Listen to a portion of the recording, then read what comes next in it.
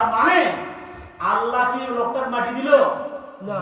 তা আপনি মাটি দেওয়ার সময় দোয়া বলতেছেন কেন? আপনাকে বিসমিল্লাহ বলে মাটি দিতে হবে। বিসমিল্লাহ বলে মাটি দেবেন, এই দোয়া বলে মাটি দেওয়ার প্রয়োজন নাই। বলেন নাই, এখন দেই না। হ্যাঁ, এটা আমরা যারা বেশি ভুল করছি। ইমাম সাহেবের 2 রাকাত নামাজ পড়ে ওঠার কথা কথা বলেন। ইমাম সাহেবের নামাজ পড়ে 2 রাকাত পড়ে বসে থাকার কথা। ইমাম সাহেব উঠতেছে, ঠিক হচ্ছে না ভুল হচ্ছে? ভুল হচ্ছে। 2 রাকাত আগে পড়ছে, এটা 3 রাকাত। এবার ইমাম সাহেবের ওঠার কথা, এবার ইমাম সাহেব বসে আছে। আগে 2 রাকাত বসে আছিল, 3 রাকাত আবার বসে আছে। ইমাম সাহেব ভুল করছে না ঠিক করছে? ভুল করছে। আপনি পিছন থেকে কি করবেন? সুবহানাল্লাহ। এটা মানুষকে আল্লাহু আকবার আল্লাহু আকবার। ইমাম সাহেব বলে ভুল হলো। এই যে আগে যে মানুষ বলতো আল্লাহু আকবার, এখনো অনেক জায়গায় বলে আল্লাহু আকবার। আমরা যেহেতু ইমামতি করি, আমাদের পিছনে মুসল্লি লোকমা দেয়, আল্লাহু আকবার বলে লোকমা দেয়, এটা ভুল। এটা নিয়ম না। নিয়ম হলো সুবহান সুবহানাল্লাহ বললে ইমাম বুঝতে পারবে যে আমার ভুল হচ্ছে বা ভুল হচ্ছে। এখন এটা যদি মহিলারা ইমামের মুসল্লি হয়, তাহলে মহিলারা আরো জোরে বলবে সুবহানাল্লাহ। ওরা তো পাশে আছে, জোরে বলবে না? মহিলারা তখন এই হাত তালি দিবে এই উল্টো দিকে, এই দিকে নয়, উল্টো দিকে বাড়ি দিবে। উল্টো দিকে বাড়ি দিলে এই বাড়ির শব্দ ইমামের কানে গেলে বুঝতে যে মহিলা মুসল্লি নামাজ পড়তেছে, বাড়ি বললো মানে তাহলে আমার নামাজের ভিতর ভুল হয়েছে। ইমাম সাহেব তখন ঠিক করতে পারবে, চিন্তা ভাবনা করতে পারবে, বুঝবে এবং ভুলটা সংশোধন করতে পারবে। করতেই পারলো না, বুঝতেই পারলো না কি ভুল হয়েছে। হতে পারে কি পারে না? কি ভুল হয়েছে? ভুল হয়েছে হয়েছে কি ভুল বুঝতে পারছে না। ইমাম সাহেব নামাজ এখন 2 রাকাত মনে করুক আর 3 রাকাত মনে করুক, যেটাই মনে করবে, কম মনে করবে, তখন একমুখী হবে। হয় 2 রাকাত হচ্ছে না হয় 3 রাকাত হচ্ছে, তাহলে ধরে নিতে হবে 2 রাকাত হচ্ছে। এখন নামাজ আসলে হচ্ছে 3 রাকাত, তাহলে কি 1 রাকাত বেশি হলো না? ইমাম ধরে নিল যে 2 রাকাত হচ্ছে, কিন্তু নামাজটা 3 রাকাত হয়েছিল আগে, তাহলে 1 রাকাত বেশি হলো কিনা? এই বেশি করে যে পড়লো, সালাম ফেরার আগে 2টা সিজদা মারবে, সুজদা, তাহলে ইমাম সাহেবের 2 রাকাত নফল নামাজের সওয়াব হবে। শয়তান খালি গোয়া ত্যাগসর মাথা ত্যাগসর, আমি নামাজ ভুল করে দিলাম, নামাজ 2 রাকাত নফল নামাজের সওয়াব পেল, তো আমার তো ভুল করে দেওয়া ভুলিয়েছে। আল্লাহু আকবার। নামাজ ভুল হলো, এর মধ্যে নামাজের মধ্যে হঠাৎ করে মনে হয় কি রে, আমি যে আনিলাম, আমি কি আমার ফার্নিচারের দোকানের তালা মেরে খেয়ে না তারা খুলে খেয়ে না? নামাজের মধ্যে এটা মনে হয় না? কে রে, আমি জেনকারি গুড়ি দিয়ে গুরু বাঁধতে ছিলাম, খুটু খুটু মনে হয় ঘুরে চলেই গেল নাকি? নামাজের মধ্যে মনে হয়, হয়তো হয় না? এরকম নামাজের মধ্যে মনে হয় কে রে, আমি যে এই জিনিসটা দাঁড়িয়ে দিলাম চালার উপরে, ওটা কি মুরগি যা ছিটে ফেলে দিল নাকি? কে রে, কলের মধ্যে গরু বাঁধতে খেয়েছিলাম, গরু কি জানলার যা ধরলো নাকি? এক একজনের এক এক কথা নামাজের মধ্যে মনে হয়, হয়তো হয় না? নামাজের মধ্যে যদি এরকম মনে হয়, আপনি নামাজের মধ্যে বাম পাশে হালকা করে থুতু দেবেন, শয়তানের মুখত যা থুতু করবি। নামাজের ভিতরে শয়তান পায়ের মাঝখানে এসে দাঁড়ায়, শয়তান ওয়াসওয়াসা দেয়। শয়তান মসজিদের মধ্যে আসার কথা নয়, কিন্তু নামাজের টাইমে শয়তান মসজিদের মধ্যে আসে, এসে মানুষকে ওয়াসওয়াসা দেয়, মানুষকে ধোঁকা দেয়। শয়তান এই পাওয়ারটা, এই অ্যাটর্নি জেনারেল, এই পাওয়ার অফ অ্যাটর্নি শয়তান আল্লাহর কাছ থেকে নিয়েছে। আল্লাহ, আমি তো অভিশপ্ত, আমি তোমার কাছে একটা জিনিস চাই। বলে কি? যে আমি কিয়ামত পর্যন্ত হায়াত চাই। আল্লাহ কা পাস 17 কা থাকিস, তো 22 কা 80, তো 24 কা পাস। এটা হলো তাসের ডাক। তাস খেলার ডাক আছে বলে 17 কা থাকিস তো 22 কা 80, কা 28 কা পাস। 28 হলো তাসের শেষ ডাক, মানে পাস হয়ে গেল। এখন বলবেন হুজুর আপনি তাসের ডাক জানেন কেন? এই তাসের ইতিহাস কোরআন থেকে আসছে। তাস খেলার ইতিহাস কোরআন থেকে আসছে। জাকারিয়া নবীকে মারার জন্য তার কওমেরা তার পাশে পাশে রওনা দিল। কোন নবী? জাকারিয়া নবী। জাকারিয়া নবী কইলো গাছ ফাঁক হয়ে যা, গাছ ফাঁক হয়ে গেল, গাছের মধ্যে যা ঢুকে গেল। কে রে, এই আইলো, সেই নবী কোটে গেল। কোটে দেখে যায় না এই চাদরের আসল বাইরে হয়ে আছে, এই গাছের মধ্যে আছে। সারা রাত ওরা বসে থেকে গাছের পাতা ধরে তাস খেলল। তাস খেলে পরের দিন করার দিয়ে জাকারিয়া নবীকে ছিঁড়ে ফেলে দিল। যারা তাস খেলবে, অতীতে খেলছেন, আগামীতেও যারা খেলবে, তাস যারা খেলবে, নবীকে হত্যা করার পাপের অপরাধী হবে তারা।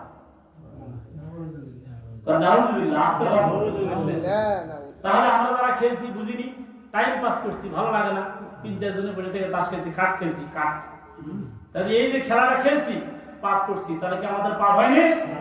আল্লাহ বলেন ওয়া'আদাল্লাহুল্লাযীনা আমানু ওয়া আমিলুস সালিহাতি মিনহুম মাগফিরাতাও ওয়া আজরান আযীমা। এই আপনার নাম আব্দুর রশিদ, ওই দাঁড়িয়ালার নাম কি?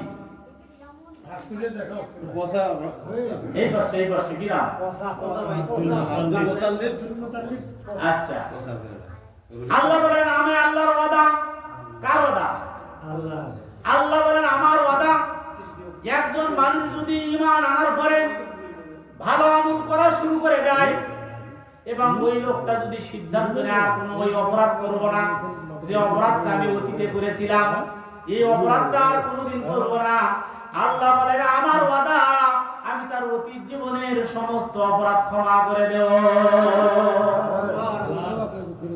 আপনি যে তাস খেলছেন, পাপ হচ্ছে, আজকে থেকে সিদ্ধান্ত নিন আর খেলবো না। যা খেললে কোনো লাভ নাই, কোনো লাভ নাই। লাভ আছে?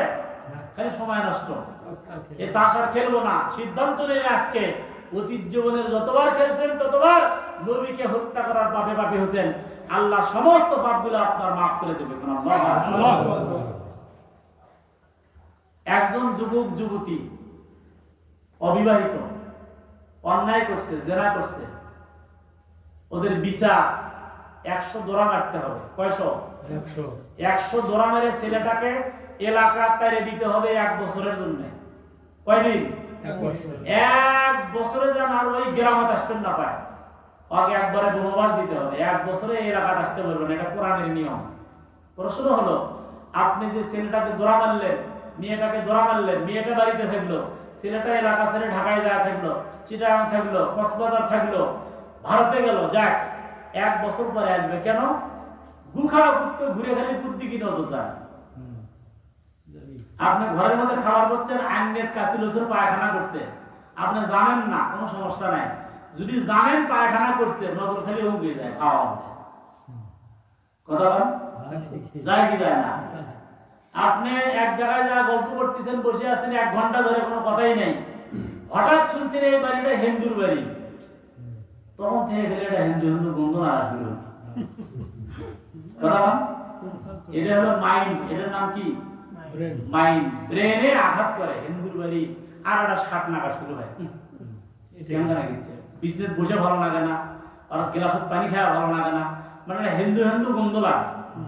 এটা ব্রেনের ভিতর কাজ করে, এটা মাইন্ড। এক বন্ধু থাকে বিলাতে, আর এক বন্ধু বেড়াতে গেছে বিলাতে, হোটেলত যা দুপুরে খাইছে, বিকেল বেলা পার্কে ঘুরে বেড়াচ্ছে, রাতের বেলায় আবার যে হোটেলে ওরা থাকবে সেই হোটেলে রাতে খাওয়া দাওয়া করে যা সুতপি সতার ট্রেনে বসে দুস্থ দুপুরের বস্তু তো ক্যাঙ্গারা গেল, সেই সাপ বস্তুটা কিসের? তা তো জানি না, তো শুয়ারের বস্তু। যখন কইছে শুয়ারের বস্তু, আর বমি শুরু হয়েছে। খাইছে কখন? দুপুরে। আর রাত 10টার সময় কয়ার সাথে বমি শুরু হয়েছে। বমি করতে করতে করতে করতে করতে রক্ত আসা শুরু হয়ে গেছে। এখন তো আর দোস্ত বসে থাকতে পারবে না। এটা কি হলো? রক্ত আসতেছে বমির সাথে, ডাক্তারের কাছে নিয়ে গেছে। ডাক্তাররা এখন চিকিৎসা করে দেখে কেন বমির সাথে রক্ত আসে, ধরতে পারে না। সিটি স্ক্যান করে, মেশিন ধরে না, কি হয়েছে? তখন ডাক্তার আর বন্ধুর ডাক দেয়, কালকের দিনের ঘটনাটা কোন? ঘটনাটা শুনে ডাক্তাররা হচ্ছে পাশি, বলে কি আর মাইন্ডে আঘাত করছে, এখন আর ব্রেনে আঘাত করছে। একজন লোক একজন দেখা করছে, ভাই এনকা মানুষ মরেই যায়, দুনিয়ার কেউ থাকতে পারে, আমরা আছি, চিন্তা করিস না, বাপ মারা গেছে, সেই চলে যায়, বুঝ দিচ্ছে। এরই মধ্যে খবর হচ্ছে তোর বাপ মরছে। ওই এখন কবি যে চিন্তার কোনো কারণ নাই, মানে এই জায়গাতে এখনো করছে, ভাই কান্দে কি করবো, মানুষ মরণশীল, কেউ দুনিয়ার থাকতে পারে, আমরা আছি, আমরা তো দেখাশোনা করবো, চিন্তা করিস না, বুঝ দিচ্ছে, আমার কাছে বসে আছে। এরই মধ্যে খবর আছে তোর বউ একদম ধরে মারলো, কোন শালা রে, এরা আমার বউ মারে, আর মাথা ঠিক নাই, কথা ঠিক কিনা? আমার বউ মানুষ মারবি মানে আমি বেঁচে থাকতি, আর রক্ত গরম হয়ে গেল, রক্ত চাল হয়ে গেল। এর নাম মাইন্ড, এর নাম কি? মাইন্ড। মাইন্ডে যদি আঘাত করে তাহলে সে লোক ভালো হয়ে যাবে। আল্লাহ বলেন ওয়া'আদাল্লাহুল্লাযীনা আমানু ওয়া আমিলুস সালিহাতি মিনহুম মাগফিরাতাও ওয়া আজরান আযীমা। আল্লাহ বলেন আমার ওয়াদা, মানুষ যখন সিদ্ধান্ত নেবে, ঈমান আনবে, ভালো আমল করা শুরু করে দেবে, অতীতের পাপ আর করবে না, আমি তার অতীত জীবনের সমস্ত অপরাধ ক্ষমা করে দেব।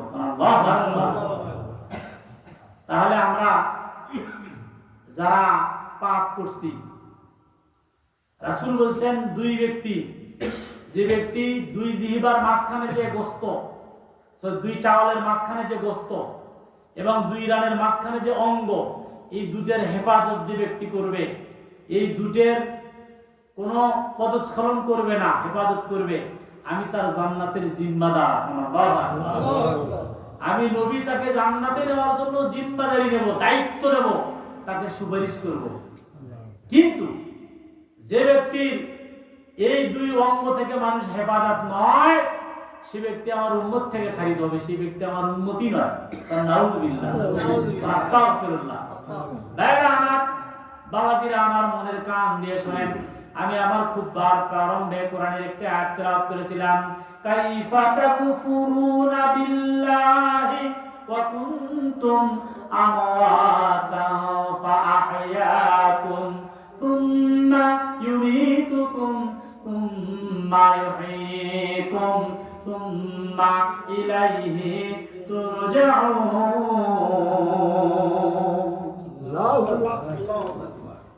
আল্লাহ বলেন তোমরা কিভাবে অস্বীকার করো? এই দুনিয়াতে একদিন তোমরা ছিলে না, তোমার জন্মের আগে তোমার হোল্ডিং নাম্বার ছিল না, তোমার দাগ নাম্বার ছিল না, তোমার খতিয়ান নাম্বার ছিল না, তোমার নাম ছিল না, নিশানা ছিল না, তোমার ব্যাপারে কেউ কল্পনাও করেনি, কথা ঠিক কিনা?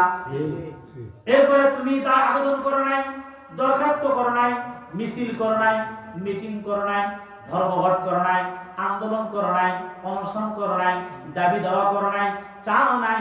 আমি আল্লাহ চাইছি, তোমাকে দুনিয়াতে সৃষ্টি করেছি, তুমি দুনিয়াতে এসেছো, আবার তোমাকে এই দুনিয়ার থেকে আমি গারদ করে দেব, দুনিয়ার থেকে আলমে বরজাকে কবরের জগতে পাঠাবো। এই দুনিয়ার থেকে তুমি বিদায় গ্রহণ করবে, আলমে বরজাকে কবরের জগতে চলে যাবে। কাইফা তাকফুরুনা বিল্লাহি ওয়া কুনতুম আমওয়াতান ফাআহইয়াকুম। তোমাকে আমি জীবন দিলাম, হায়াত দিয়ে দুনিয়াতে প্রেরণ করলাম, 30 40 50 60 70 80 90 বছর তুমি হায়াত পেলাম, আবার তোমাকে দুনিয়ার থেকে মালাকুল মউতের সঙ্গে আলিঙ্গন করে দুনিয়ার থেকে বিদায় করে দেব। সুম্মা ইউমীতুকুম, অতঃপর তুমি মারা যাবে, তোমার কোনো অস্তিত্ব থাকবে না। আবার কিয়ামতের ময়দানে আমি আল্লাহ তোমাকে তুলবো। আল্লাহু আকবার। মানুষের এই পিচের হাড়ের ভিতরে নির্দিষ্ট একটি বস্তু আছে, যে বস্তু থেকে একজন মানুষকে কিয়ামতের ময়দানে আবার সৃষ্টি করা হবে, হুবহু একজন মানুষ তৈরি হবেন। কিয়ামতের ময়দানে মানুষ দাঁড়িয়ে যাবেন, 1 মাইল মাথার উপরে সূর্য আসবে, সূর্য 12খানা মুখ দিয়ে তাপ দিতে থাকবে। ওই দিন সূর্যের তাপের কারণে মানুষের গা ঘামতে থাকবে, তারাও কোনো জায়গা থাকবে না, কোনো ছায়া থাকবে না। 7 শ্রেণীর ব্যক্তি আল্লাহর আরো শ্রেণী সে জায়গা হবে, যে জায়গাটা হবে নাতিশীতোষ্ণ, যে জায়গাটা হবে এসি। ওই আল্লাহর আরশের নিচে, চেয়ারের নিচে মানুষ জায়গা পাবে। আল্লাহ রাব্বুল আলামিন এই কিয়ামতের ময়দানে ইন্নাল্লাহ ওয়াহিদুল কাহ্হার, আল্লাহর আগে রাগান্বিত হয়ে যাবে। আল্লাহ বলবে, আজকে এই বিচার দিবসের মালিককে কে বিচার করবে? দুনিয়াতে হামান দাবি করেছিল, নমরুদ দাবি করেছিল, কারুন দাবি করেছিল, ফিরআউন দাবি করেছিল, এরা সবাই দুনিয়াতে আল্লাহর দাবি করেছিল, খোদা দাবি করেছিল। তারা দুনিয়া থেকে বিদায় গ্রহণ করেছে। আজকে কিয়ামত দিবসের বিচারের মালিক কে? কে বিচার করবে? আদম থেকে শুরু করে শেষ নবী মুহাম্মদুর রাসূলুল্লাহ সাল্লাল্লাহু আলাইহি সাল্লাম সবাই থাকবে, কেউ কোনো কথা বলবে না। এই লক্ষ কোটি জনতার ভিতর থেকে কিয়ামতের ময়দানে অনলি ফর ওয়ান পিস, শুধুমাত্র একজন ব্যক্তি বলবে মালিকি ইয়াউমিদ্দিন। আল্লাহু আকবার। একজন ব্যক্তি বলবে এই কিয়ামত দিবসের বিচারের মালিক আল্লাহ। আল্লাহ। আল্লাহর রাগ ঠান্ডা হয়ে যাবে। কই কি রে, এই তুমি নবী? বলে না। তোমার কাছে ওহী আসতো? বলে না। তুমি নবী নও, ওহী আসেনি, কেমনে জানো এই কিয়ামত দিবসের বিচারের মালিক আমি? ওই লোকটা বলবে আমি আল্লাহর নবীর উম্মত ছিলাম, নবী মুহাম্মদুর রাসূলুল্লাহ সাল্লাল্লাহু আলাইহি সাল্লাম ছিল আমার নবী, আমি তার উম্মত ছিলাম। এই নবীর উপরে তুমি 23 বছর যাবত মক্কা এবং মদিনায় স্থান কাল পাত্র ভেদে পরিবেশের উপর নির্ভর করে পরিবেশ পরিস্থিতির উপরে কোরআন নাযিল করেছো। এই কোরআন থেকে আমি পড়েছি, জেনেছি কিয়ামত দিবসের বিচারের মালিক আল্লাহ। আল্লাহ বলবে তুমি আমাকে একটু কোরআন শোনাও। বলা হয়েছে কোরআন তেলাওয়াত করতে থাকবে, ইয়াসিন ওয়াল কুরআনিল হাকীম ইন্নাকা লামিনাল মুরসালিন আলা সিরাতিন মুস্তাকিম তানজিলাল আজিজির রহিম লিতুনদিরা কওমান মা উনদিরা আবাউহুম ফাহুম গাফিলুন। এমনি করে সূরা ইয়াসিন অথবা সূরা তাহা তেলাওয়াত করতে থাকবেন। আল্লাহ বলবে যাও, বিচার পরে শুরু হবে। আগে সাধারণ ক্ষমা করে দিলাম, যারা দুনিয়ার জিন্দেগিতে কোরআন পড়তা, কোরআন মানতাম, কোরআন যারা পড়তো তাদেরকে সহযোগিতা করত, কোরআনের হুকুম যারা বাস্তবায়ন করত তাদেরকে যারা সহযোগিতা করত, কোরআনের রাত যারা কায়েম করার জন্য ফিকির করত তাদেরকে যারা সহযোগিতা করত, কোরআন যেহেতু আমি আল্লাহর বিধান, এই কোরআনের জিন্দেগি যাপনের জন্য যারা সচেষ্ট ছিল, আজকে তোমরা কোরআন পড়ো, একটা করে আয়াত কোরআন পড়বা, তার জন্য একতলা করে জান্নাত আমি আল্লাহ গিফট করে দিলাম। আল্লাহু আকবার। খালি মামার বাড়ির কলা নয়, সিল্লাম আর গিলে খেলেন। জান্নাতের ভিতরে একটা ঘোড়ার চাবুক রাখলে, ঘোড়ার চাবুক রাখলে যে জান্নাতের জায়গা ঘোড়ার চাবুকের নিচে পড়বে, এই জায়গাটা যদি বিক্রি করে দেওয়া যায়, এই দুনিয়ার 10 বার বিক্রি করলে চাবুকের নিচের যে জায়গা হবে এর দাম দিতে পারবে না। আর যাই গরিব মানুষ হবে, যাই সবচেয়ে ছোট জান্নাত পাবে, তার জান্নাতটা হবে 10টা দুনিয়ার সমান। আল্লাহু আকবার। 10টা দুনিয়ার সমান। 10টা দুনিয়া হাদিস দিস কাকে বলে?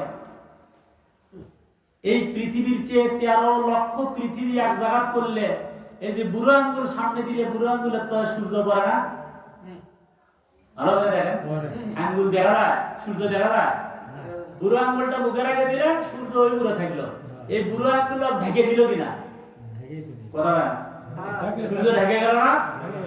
এই যে বুড়ো আঙ্গুলের দ্বারা যে সূর্য ঢেকে গেল, 13 লক্ষ পৃথিবীর চেয়ে ওই সূর্য বড়। কারণ আল্লাহু আকবার।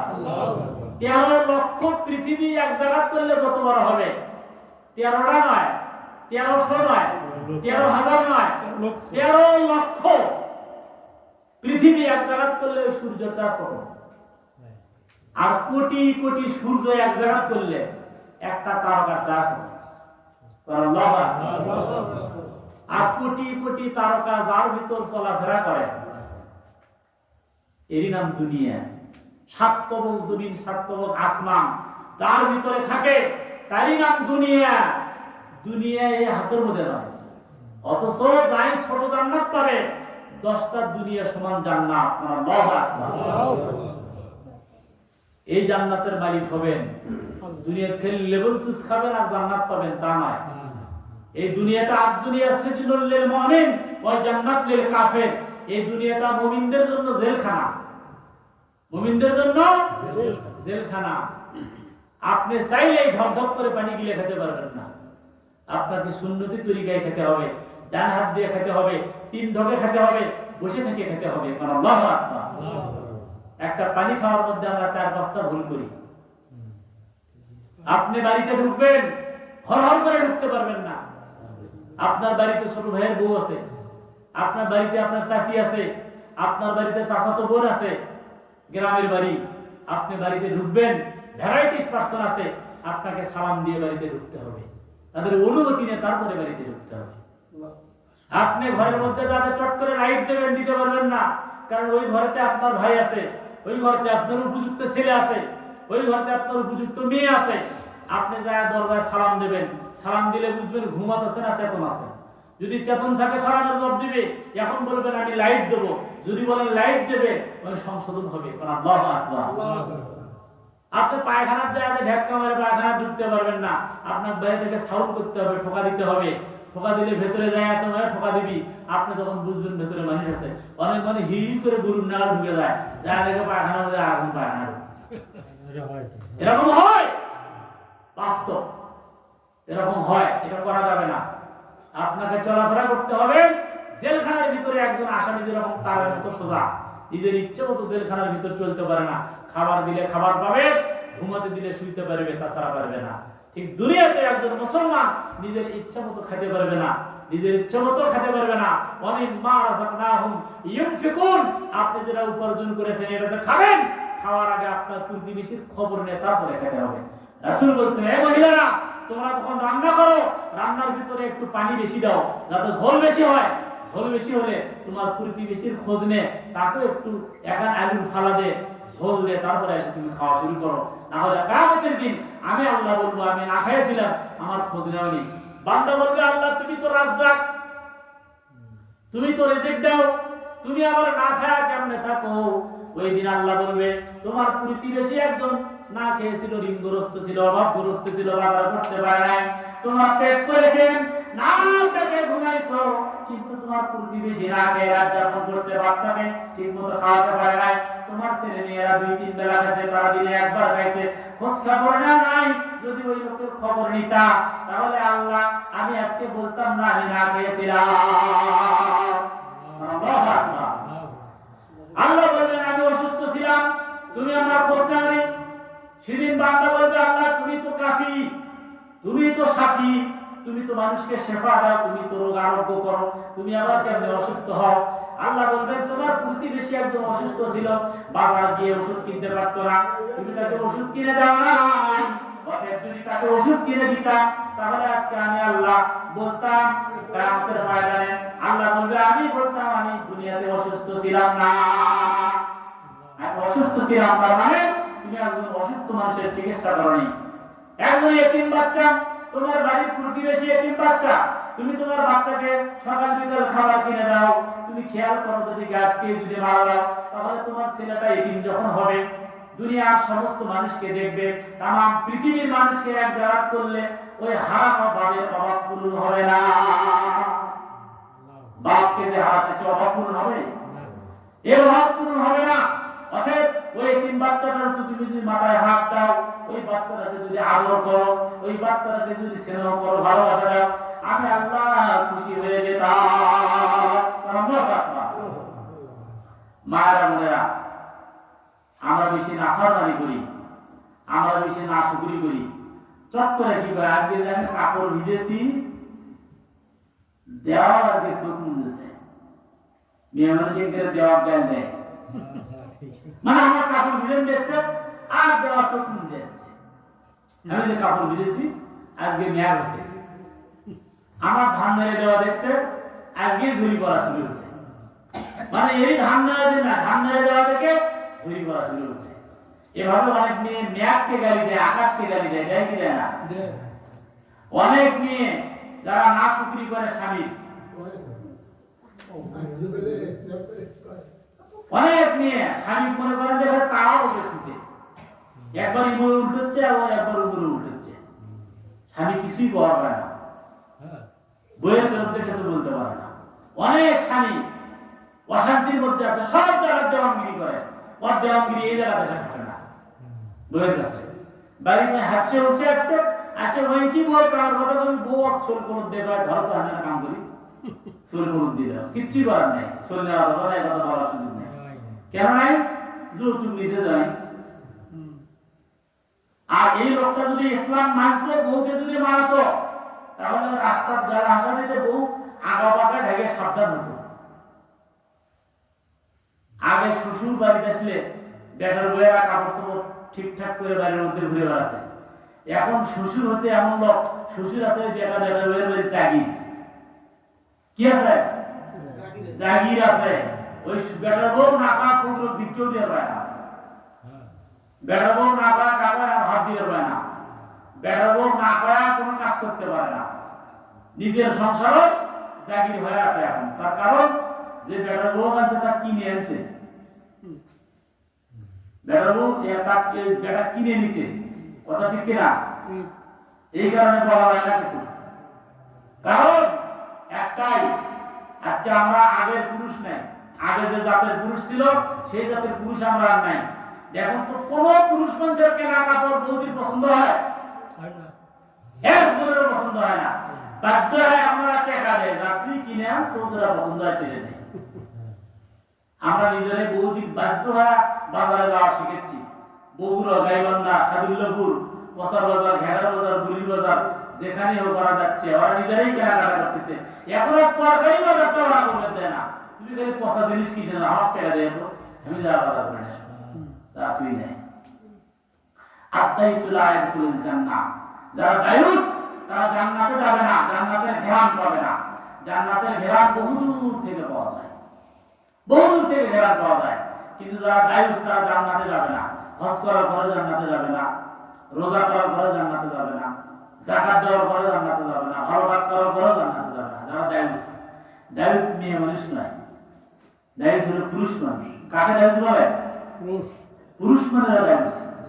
যে স্বামীর বউ ব্যাপারটা করে, যে বাবার বিয়ে ব্যাপারটা চলে, এই গাইস তো হলো দায়ুস। আর দায়ুস জান্নাতে যাবে না ওই বইয়ের কারণে, ওই বেটির কারণে। বউ বেটি যাবি কথা বলে না, যার কারণে যাবে না, ওরা তো যাবেই না। কিন্তু এই স্বামীও যাবে না, এই বাপও যাবে না জান্নাতে। অথচ আমরা নিজেরা সবাই দায়ুসের কথায় নাম দিচ্ছি, কেউ বুঝতে পারতেছে না। কথা ঠিক না? ঠিক। ভাইরা আমার, বোনেরা আমার, আমি আপনাদেরকে বলি, আপনার স্বামী বলতেছে এই কিস্তির উপর টাকা দেবো, আপনি বলবেন যে কিস্তির উপর টাকা দেবে কৃষক, আমার সুখের জন্য তো, আমি সুখ চাই না, আমি সুখ চাই না। তোমার অভাব, তোমার কাম করবে আমিও কাম করবো, তোমার থাকবে আমিও থাকবো, খাটেই চলবো। ওই কিস্তির উপর টাকা দিয়ে গরু কিনবো, গরু পালবো, আর দেনা দফা করে কিস্তি শোধ করবো, সুদ খাবো, এটা খাওয়া যাবে না। কারণ যে ব্যক্তি সুদ খাবে, কিয়ামতের দিন আল্লাহ রাব্বুল আলামিন তার জিহ্বাটা বিরাট বড় লম্বা করে দেবে, শাস্তি দেবে ওই জিহ্বার উপরে, ওই ভুঁড়ির উপরে শাস্তি দেবে কিয়ামতের ময়দানে। এই আলোচনা করতে গেলে রাত ভোর হয়ে যাবে, আমি ওইদিকে যাচ্ছি না। মহিলারা চাইলে স্বামীকে কিস্তির পর থেকে ফিরে আনতে পারে, পারে কি পারে? মহিলা যদি বলে কিস্তি নেওয়া যাবে না, সুদ খাওয়া যাবে না, হারাম খাওয়া যাবে না, তোমার যা আছে আমি এটি সন্তুষ্ট, এটি সন্তুষ্ট, তুমি ঈদের দিন আমার কাপড় দেওয়ার দরকার নাই, এবার আমাদের কুরবানি করার দরকার নাই, কুরবানি করার দরকার নাই। অনেক সময় দেনা করে কুরবানি করে, করে কি করে না? হ্যাঁ, সবাই কুরবানি দিবে, আমি কুরবানি না দিলে চুরি করে ঈদের দিন মুক্ত আছে করবি, ঘর থেকে বাইরে হবো না, এটা ক্যাঙ্কা দেখায়। অর্থাৎ কুরবানি করাই দেখবি, টাকা ধার করে ধরে নেব, জামার উপরে হলেও কুরবানি করে, করে কি করে না? করার প্রয়োজন নেই। কুরবানি আপনার উপর হুকুম নয়, আপনি কুরবানি দেননি কোনো সমস্যা নাই, কিন্তু আপনি দেনা করে কেন কুরবানি দেবেন? আপনি কিস্তির উপর লাভের উপরে টাকা নেয় সংসারের উন্নতি করবেন কেন? দরকার নেই। আমরা এই হারাম খাবো না, এক। দুই নম্বর কথা, আমরা 5 ওয়াক্ত নামাজি, নিজেরা হবো, পরিবারকে নামাজি করবো। কারণ নামাজ প্রতিষ্ঠিত করতে বলছে আল্লাহ, আল্লাহ নামাজ পড়তে বলে নাই। কোরআনে একবার বলছে নামাজ পড়তে, আর 80-81 বার বলছে নামাজ কায়েম করতে। কি করতে? নামাজ কায়েম করতে। কায়েমের নাম হলো প্রতিষ্ঠিত করা। মানে বাপ নামাজ পড়ে, বেটা পড়ে না, ওর বাড়ির নামাজ কায়েম হয়নি। স্বামী পড়ে, বউ পড়ে না, ওর বাড়ির নামাজ কায়েম হয়নি। আজান হলে বাবা নামাজ পড়বি, বেটা নামাজ পড়বি, বউ নামাজ পড়বি, বেটিও নামাজ পড়বি, ওই পরিবারে নামাজ কায়েম হলো। মসজিদে ফজরের আজান হলো, আমি এখানে মাগরিবও পড়ছি, এশা পড়ছি, আমার পিছনে মানুষ নামাজ পড়ছে এশার সময় 6 জন আর মাগরিবে পড়ছি 9 জন। আমি গুনছি এটা, বলে কেন? আমি তো কালকেও আসলে গ্যারান্টি নেই, এজন্য আমি খেয়াল করছি, গুনছি। এবং মাগরিবের নামাজ বলছি সবাই সুন্নত করে বসবেন। মহলে মুখা আছে, এবার সবাই তো আমাকে দিছে না, পরে পরিচয় দেওয়ার পরে চিনল। যাই হোক, তা আমি দেখলেন এই যে 6 জন 9 জন মানুষ নামাজ পড়লো, এই গ্রামে আরো লোক ছিল, বাড়িতে ছিল, তারা নামাজ পড়তে আসেনি, নামাজ কায়েম হয়নি। আল্লাহ বলছেন নামাজ তোমরা কায়েম করো, নামাজ প্রতিষ্ঠিত করো। কথা ঠিক না ঠিক? হ্যাঁ আমার মায়ের আমার বোনের আমার, আমরা নামাজ কায়েম করবো ইনশাআল্লাহ।